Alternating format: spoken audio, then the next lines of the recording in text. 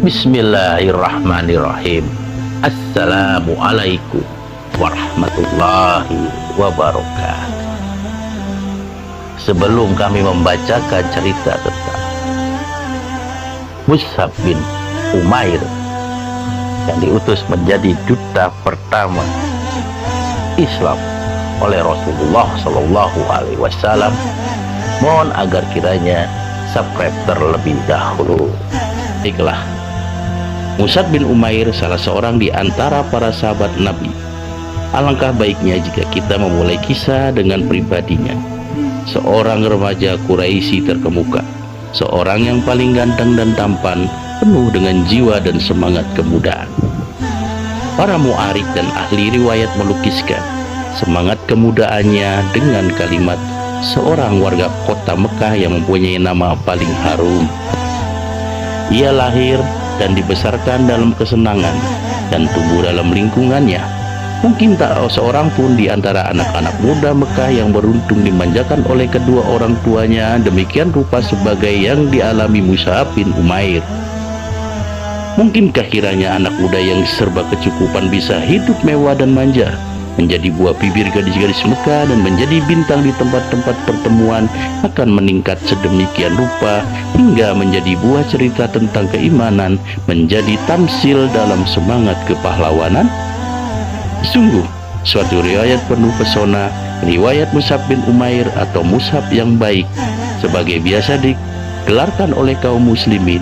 Ia salah satu di antara pribadi-pribadi muslimin yang ditempa oleh Islam dan dididik oleh Muhammad Sallallahu Alaihi Wasallam. Tapi corak pribadi manakah? Sungguh kisah hidupnya menjadi kebanggaan bagi kemanusiaan umumnya. Suatu hari, anak muda ini mendengar berita yang telah tersebar luas di kalangan warga Mekah mengenai Muhammad Al-Amin, Muhammad Sallallahu Alaihi Wasallam, yang mengatakan bahwa dirinya telah diutus Allah sebagai pembawa berita suka maupun duka, sebagai dai yang mengajak umat beribadat kepada Allah yang Maha Esa. Sementara perhatian warga Mekah berpusat pada berita itu, dan tiada yang menjadi buah pembicaraan mereka kecuali tentang Rasulullah Shallallahu Alaihi Wasallam serta agama yang dibawanya. Maka anak muda yang manja ini paling banyak mendengar berita itu, karena walaupun usianya masih belia, tetapi ia menjadi bunga majelis tempat-tempat pertemuan yang selalu diharapkan kehadirannya oleh para anggota dan teman-temannya. Gayanya yang tampan dan otaknya yang cerdas merupakan keistimewaan Ibnu Umair, menjadi daya pemikat dan pembuka jalan pemecah masalah.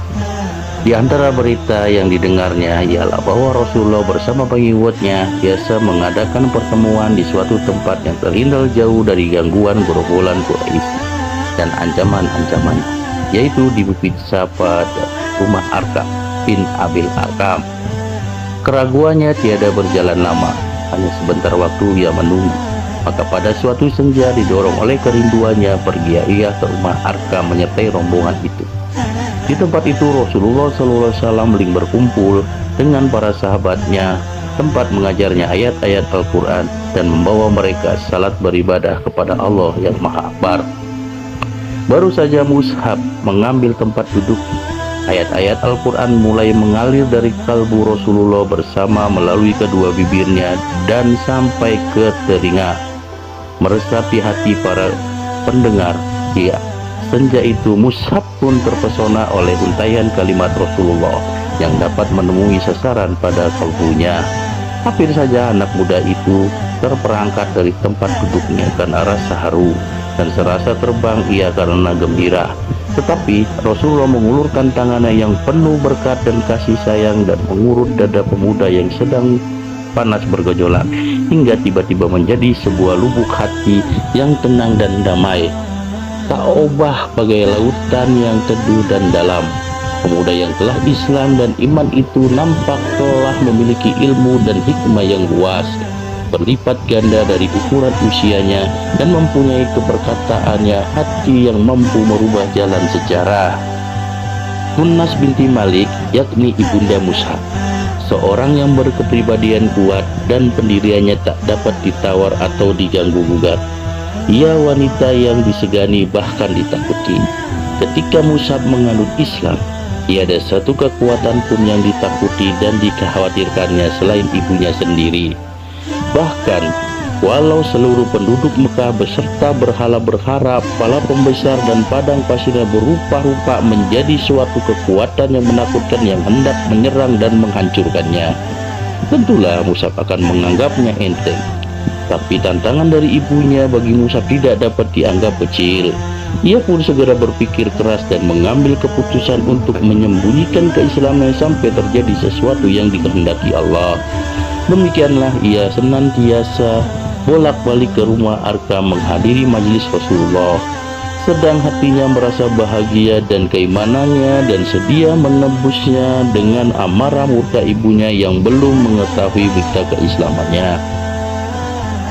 Tetapi di kota Mekah tiada rahasia yang tersembunyi, apalagi dalam suasana seperti itu. Mata kaum Quraisy berkeliaran di mana-mana, mengikuti setiap langkah dan menyelusuri setiap jejak. Kebetulan seorang yang bernama Utsman bin Tahla melihat Mus'ab memasuki rumah Arkam secara tersembunyi. Kemudian pada hari yang lain dilihatnya pula ia salat seperti Muhammad Shallallahu Alaihi Wasallam. Secepat kilat ia mendapatkan ibu Mus'ab dan melaporkan berita yang dijamin kebenarannya. Berdirilah Mus'ab di hadapan ibu dan keluarganya serta para pembesar Mekah yang berkumpul di rumahnya. Dengan hati yang yakin dan pasti dibicarakannya ayat-ayat Al-Quran yang disampaikan Rasulullah untuk mencuci hati nurani mereka, mengisinya dengan hikmah dan kemuliaan, kejujuran dan ketakwaan. Ketika sang ibu ingin membungkam Mulut putranya dengan tamparan keras, tiba-tiba tangan yang terulur bagai anak panah itu surut dan jatuh terkulai. Kami melihat nur atau cahaya yang membuat wajah yang telah berseri cemerlang itu kian berwibawa dan patut diindahkan, menimbulkan suatu ketenangan yang mendorong dihentikannya tindakan. Karena rasa keibuan Bunda Mus'ab terhindar memukul dan menyakiti putranya, tetapi tak dapat menahan diri dari tuntutan bela berhala-berhalanya dengan jalan lain. Dibawanya putranya itu ke suatu tempat terkecil di rumahnya, lalu dikurung dan dipenjarakannya amat rapat. Demikianlah beberapa lama Mus'ab tinggal dalam kurungan sampai saat beberapa orang muslimin hijrah ke Habsyi. Mendengar berita hijrah ini, Mus'ab pun mencari muslihat dan berhasil mengelabui ibu dan penjaga-penjaganya, lalu pergi ke Habsyi melindungkan diri. Ia tinggal di sana bersama saudara-saudaranya kaum Muhajirin, lalu pulang ke Mekah. Kemudian ia pergi lagi hijrah kedua kalinya bersama para sahabat atas titah Rasulullah dan karena taat kepadanya. Baik di Habsyi ataupun di Mekah, ujian dan penderitaan yang harus dilalui Mus'ab di tiap saat dan tempat yang meningkat. Ia telah selesai dan berhasil menempa corak kehidupannya menurut pola yang modelnya telah dicontohkan Muhammad Sallallahu Alaihi Wasallam. Ia merasa puas bahwa kehidupannya telah layak untuk dipersembahkan bagi pengorbanan terhadap penciptanya yang maha tinggi, Tuhannya yang maha akbar. Pada suatu hari, ia tampil di hadapan beberapa orang muslimin yang sedang duduk sekeliling Rasulullah Shallallahu Alaihi Wasallam. Demi memandang Mus'ab, mereka sama menundukkan kepala dan memejamkan mata, sementara beberapa orang matanya basah karena duka. Mereka melihat Mus'ab memakai tubuh usang bertambal-tambal, padahal belum lagi hilang dari ingatan mereka. Pakaian sebelum masuk Islam tak ubahnya bagaikan kembang di taman berwarna-warni dan menghampurkan bau yang wangi. Otakku bisa jadi rusak dan buah pikiranku tak akan diindahkan orang lagi. Demikian Mus'ab meninggalkan kemewahan dan kesenangan yang dialaminya selama itu dan memilih hidup miskin dan sengsara. Pemuda ganteng dan parlente itu kini telah menjadi seorang melarat dengan pakaiannya yang kasar dan usang, sehari makan dan beberapa hari menderita lapar. Tapi jiwanya yang telah dihiasi dengan akidah suci dan cemerlang berkat sepuhan nur ilahi telah merubah dirinya menjadi seorang manusia lain, yaitu manusia yang dihormati, penuh wibawa dan disegani. Suatu saat Mus'ab dipilih Rasulullah untuk melakukan suatu tugas maha penting saat itu. Dia menjadi duta atau utusan Rasul ke Madinah untuk mengajarkan seluk-beluk agama kepada orang-orang Ansar yang telah beriman dan baiat kepada Rasulullah di Bukit Aqabah. Di samping itu mengajak orang-orang lain untuk menganut agama Allah serta mempersiapkan kota Madinah untuk menyambut hijratul Rasul sebagai peristiwa besar. Sebenarnya di kalangan sahabat ketika itu masih banyak yang lebih tua, lebih berpengaruh dan lebih dekat hubungan kekeluargaannya dengan Rasulullah daripada Mus'ab. Tetapi Rasulullah menjatuhkan pilihannya kepada Mus'ab yang baik, dan bukan tidak menyadari sepenuhnya bahwa beliau telah memikulkan tugas amat penting ke atas pundak pemuda itu dan menyerahkan kepadanya tanggung jawab nasib agama Islam di kota Madinah, suatu kota yang tak lama lagi akan menjadi kota tempatan atau kota hijrah, pusat para dai dan dakwah, tempat berhimpunnya penyebar agama dan pembela Islam. Mus'ab bin Umair Memikul amanat itu dengan bekal karunia Allah kepadanya berupa pikiran yang cerdas dan budi yang luhur. Dengan sifat juhud, kejujuran dan kesungguhan hati, ia berhasil melunakkan dan menawan hati penduduk Madinah hingga mereka berduyun-duyun masuk Islam. Sesampainya di Madinah, didapatinya kaum muslimin di sana tidak lebih dari 12 orang, yakni hanya orang-orang yang telah baiat di Bukit Aqabah. Tetapi tiada sampai beberapa bulan kemudian, meningkatlah orang-orang yang sama-sama memenuhi panggilan Allah dan Rasul-Nya. Pada musim haji berikutnya, dari perjanjian Aqabah, kaum muslimin Madinah mengirim perutusan yang mewakili mereka menemui Nabi, dan perutusan itu dipimpin oleh guru mereka, oleh duta yang dikirim Nabi kepada mereka, yaitu Mus'ab bin Umair. Dengan tindakan yang tepat dan bijaksana, Mus'ab bin Umair telah membuktikan bahwa pilihan Rasulullah SAW atas dirinya itu tepat. Ia memahami tugas dengan sepenuhnya hingga tak terlanjur melampaui batas yang telah ditetapkan. Ia sadar bahwa tugasnya adalah menyeru kepada Allah, menyampaikan berita gembira lahirnya suatu agama yang mengajak manusia mencapai hidayah Allah, membimbing mereka ke jalan yang lurus. Akhlaknya mengikuti pola hidup Rasulullah yang diimaninya, yang mengemban kewajiban hanya menyampaikan belaka. Di Madinah, Mus'ab tinggal sebagai tamu di rumah As'ad bin Jarrarah. Dengan didampingi As'ad, ia pergi mengunjungi kabilah-kabilah, rumah-rumah dan tempat-tempat pertemuan untuk membacakan ayat-ayat kitab suci dari Allah, menyampaikan kalimatullah bahwa Allah Maha Esa secara hati-hati.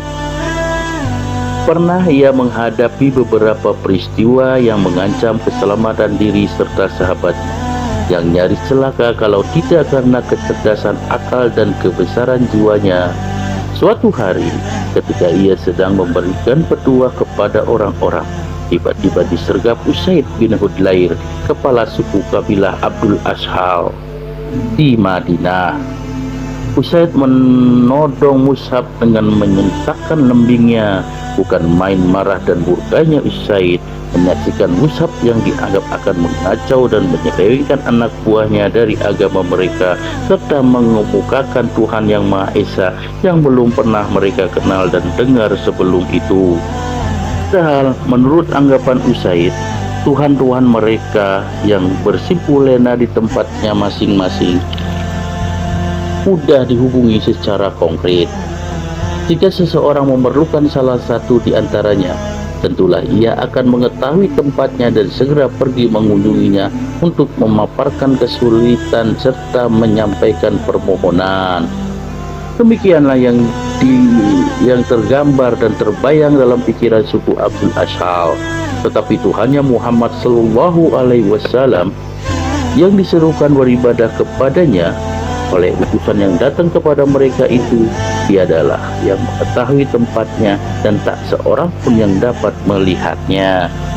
Demi dilihat kedatangan Usaid bin Hudlair, yang murka bagaikan api sedang berkobar kepada orang-orang Islam yang duduk bersama Mus'ab. Mereka pun merasa kecut dan takut, tetapi Mus'ab yang baik tetap tinggal tenang dengan air muka yang tidak berubah. Bagaikan singa hendak menerkam, Usaid berdiri di depan Mus'ab dan As'ad bin Jararah bentaknya, "Apa maksud kalian datang ke kampung kami ini? Apakah hendak membodohi rakyat kecil kami? Tinggalkan segera tempat ini jika tak ingin segera nyawa kalian melayang." Seperti tenang dan menatapnya samudra dalam, laksana terang dan damainya cahaya fajar, terpancarlah ketulusan hati Mus'ab yang baik dan bergeraklah lidahnya mengeluarkan ucapan halus. Katanya, "Kenapa Anda tidak duduk dan mendengarkan dulu? Seandainya Anda menyukai nanti, Anda dapat menerimanya. Sebaliknya, jika tidak, kami akan menghentikan apa yang tidak Anda sukai itu." Usaid seorang berakal dan berpikiran sehat, dan sekarang ia diajak oleh Mus'ab untuk berbicara dan meminta pertimbangan kepada hati nuraninya sendiri. Yang dimintanya hanyalah agar ia bersedia mendengar dan bukan lainnya. Jika ia menyetujui, ia akan membiarkan Mus'ab, dan jika tidak, maka Mus'ab berjanji akan meninggalkan kampung dan masyarakat mereka untuk mencari tempat dan masyarakat lain dengan tidak merugikan ataupun dirugikan orang lain. "Sekarang saya insyaf," ujar Usaid, lalu menjatuhkan lembingnya ke tanah dan duduk mendengarkan. Demi Mus'ab membacakan ayat-ayat Al-Quran dan menguraikan dakwah yang dibawa oleh Muhammad bin Abdullah Sallallahu Alaihi Wasallam, maka dada Usaid pun mulai terbuka dan bercahaya, beralun berirama, mengikuti naik turunnya suara serta meresapi keindahannya. Dan belum lagi Mus'ab selesai dari uraiannya, Usaid pun berseru kepada sahabatnya, "Alangkah indah dan benarnya ucapan itu. Dan apakah yang harus dilakukan oleh orang hendak masuk agama ini?" Maka sebagai jawabannya gemuruhlah suara tahlil, serempak seakan hendak menggoncangkan bumi. Kemudian ujar Mus'ab, "Hendaklah ia mencucikan diri, pakaian dan badannya, serta bersaksi bahwa tiada Tuhan yang hak diibadahi melainkan Allah." Said meninggalkan mereka, kemudian kembali sambil memeras air dari rambutnya. Lalu ia berdiri sambil menyatakan pengakuannya bahwa tiada Tuhan yang hak diibadahi melainkan Allah dan bahwa Muhammad itu utusan Allah. Secepatnya berita itu pun tersiarlah keislaman Usaid disusul oleh kehadiran Sa'ad bin Mu'adz. Dan setelah mendengar uraian Mus'ab, Sa'ad merasa puas dan masuk Islam pula. Langkah ini disusul pula oleh Sa'ad bin Ubadah, dan dengan keislaman mereka ini berarti selesailah persoalan dengan berbagai suku yang ada di Madinah. Warga kota Madinah saling berdatangan dan bertanya-tanya bersama mereka, "Jika Usaid bin Hudlair, Sa'ad bin Ubadah, dan Sa'ad bin Mu'adz telah masuk Islam, apalagi yang kita tunggu? Ayolah kita pergi kepada Mus'ab dan beriman bersamanya." Kata orang, kebenaran itu terpencar dari celah-celah giginya.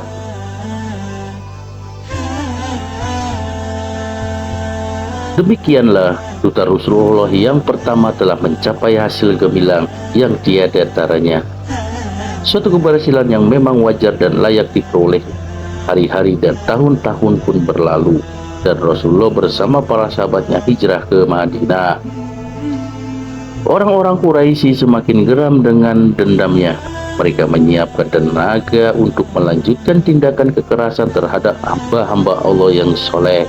Terjadilah perang Badar, dan kaum Quraisy pun beroleh pelajaran pahit dan menghabiskan sisa-sisa pikiran sehat mereka, hingga mereka berusaha untuk menembus kekalahan.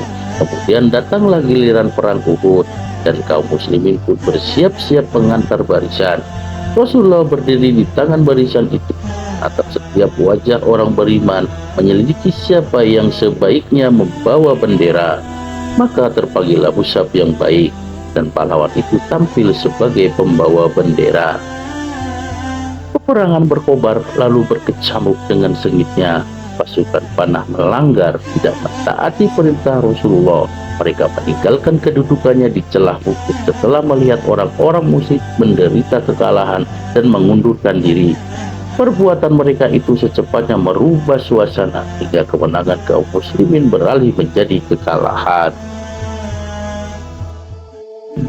Dengan tidak diduga, pasukan berkuda Quraisy menyerbu kaum muslimin dari puncak bukit. Lalu tombak dan pedang pun berdentang bagaikan mengamuk, membantai kaum muslimin yang tengah kacau balau. Melihat barisan kaum muslimin porak-poranda, musuh pun menunjukkan serangan ke arah Rasulullah dengan maksud menghantamnya. Mus'ab bin Umair menyadari suasana gawat ini, maka diancungkannya bendera setinggi-tingginya dan bagaikan ngauman singa ia bertakbir sekeras-kerasnya. Lalu maju ke muka, melompat, mengelak, dan berputar lalu menerkam.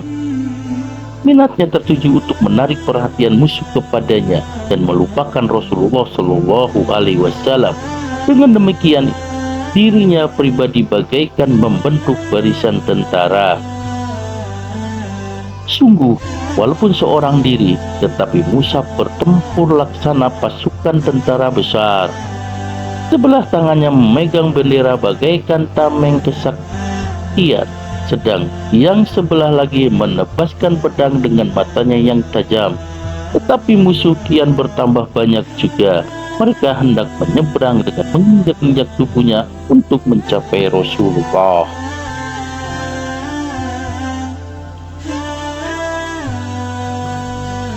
Sekarang marilah kita perhatikan saksi mata yang akan menceritakan saat-saat terakhir pahlawan besar Mus'ab bin Umair. Berkata Ibnu Sa'ad, diceritakan kepada kami oleh Ibrahim bin Muhammad bin Syurahbil al-Abadari dari bapaknya. Ia berkata, Mus'ab bin Umair adalah pembawa bendera di perang Uhud. Tatkala barisan kaum muslimin pecah, Mus'ab bertahan pada kedudukannya. Datanglah seorang musuh berkuda, Ibn Bainah namanya, lalu menebas tangannya hingga putus. Sementara Mus'ab mengucapkan, Muhammad itu tiada lain hanyalah seorang rasul yang sebelumnya telah didahului oleh beberapa rasul.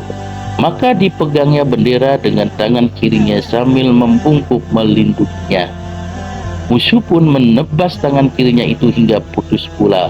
Mus'ab membungkuk ke arah bendera, lalu dengan kedua pangkal lengannya merahinya ke dada sambil mengucap, Muhammad itu tiada lain hanyalah seorang rasul dan sebelumnya telah didahului oleh beberapa rasul. Lalu orang berkuda itu menyerangnya ketiga kali dengan tombak dan merusukkannya hingga tombak itu pun patah. Mus'ab pun gugur dan bendera jatuh. Gugurlah Mus'ab dan jatuhlah bendera. Ia gugur sebagai bintang dan mahkota para syuhada. Dan hal itu dialaminya setelah dengan keberanian luar biasa mengarungi kancah pengorbanan dan keimanan. Di saat itu, Mus'ab berpendapat bahwa sekiranya ia gugur, tentulah jalan para pembunuh akan terbuka lebar menuju Rasulullah tanpa ada pembela yang akan mempertahankannya.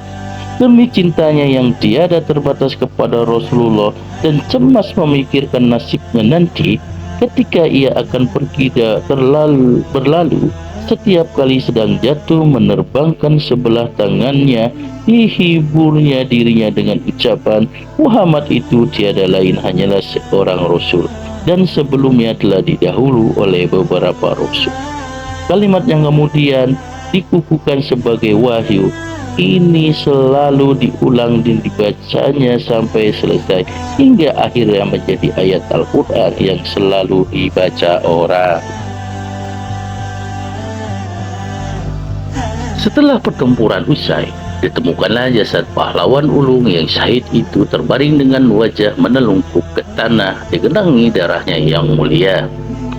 Dan seolah-olah tubuh yang telah kaku itu masih takut menyaksikan bila Rasulullah ditimpa bencana. maka disembunyikanlah wajahnya agar tidak melihat peristiwa yang dikhawatirkan dan ditakutinya itu. Atau mungkin juga ia merasa malu karena telah gugur sebelum hatinya tentram beroleh kepastian akan keselamatan Rasulullah, dan sebelum ia selesai menunaikan tugasnya dalam membela dan mempertahankan Rasulullah sampai berhasil. Wahai Mus'ab, cukuplah bagimu Ar-Rahman, namamu harum semerbak dalam kehidupan. Sebab para sahabat datang meninjau medan pertempuran untuk menyampaikan perpisahan kepada para syuhada. Ketika sampai di tempat terbaringnya jasad Mus'ab, bercucurlah dengan deras air matanya.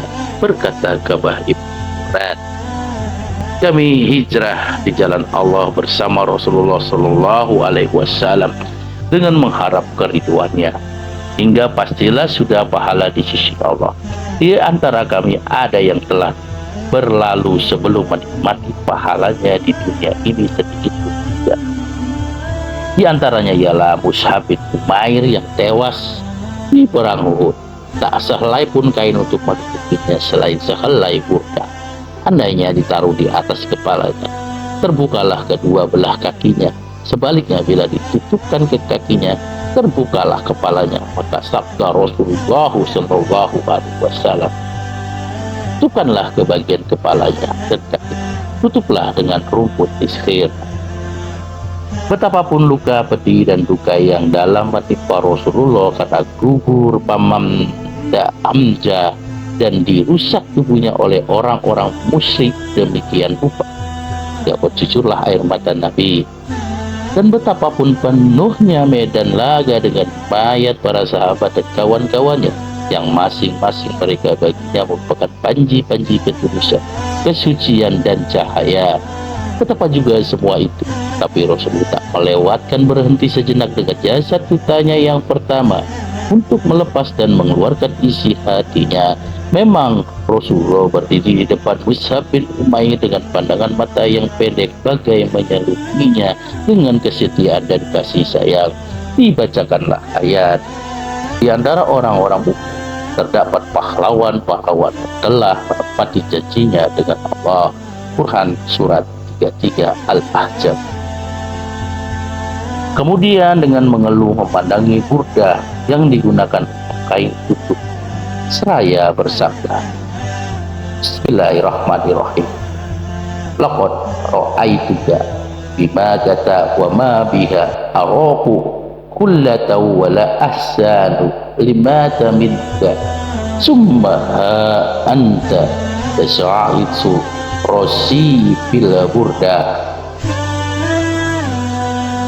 Artinya, ketika di Mekah dulu, tak seorang pun aku lihat yang lebih halus pakaiannya dan lebih rapi rambutnya daripadamu. Tetapi sekarang, dengan rambutmu yang kusut masai, hanya dibalut sehelai burdah. Setelah melayangkan pandangan saya ke arah medan, serta para syuhada, kawan-kawan Mus'ab yang tergeletak atas, Rasulullah berseru, Bismillahirrahmanirrahim. Inna Rasulullah yasahadu nakumu syuhada'u innallahi yawmal kiamat.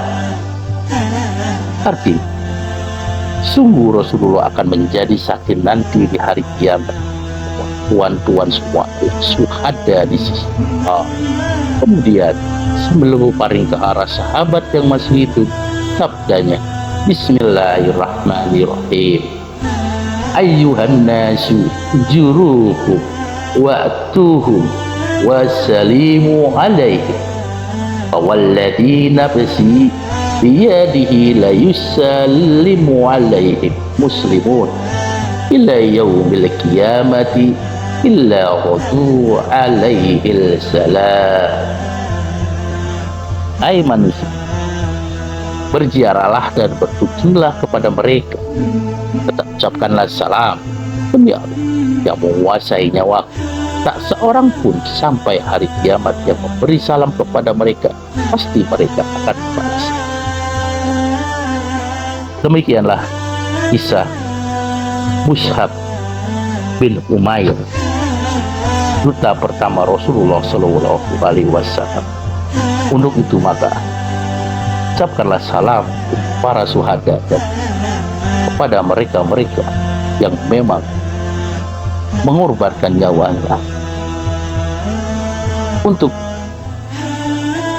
di jalan Allah Subhanahu wa Ta'ala. Salam atasmu wahai Mus'ab, salam atasmu sekalian wahai para sahabat. Assalamualaikum warahmatullahi wabarakatuh.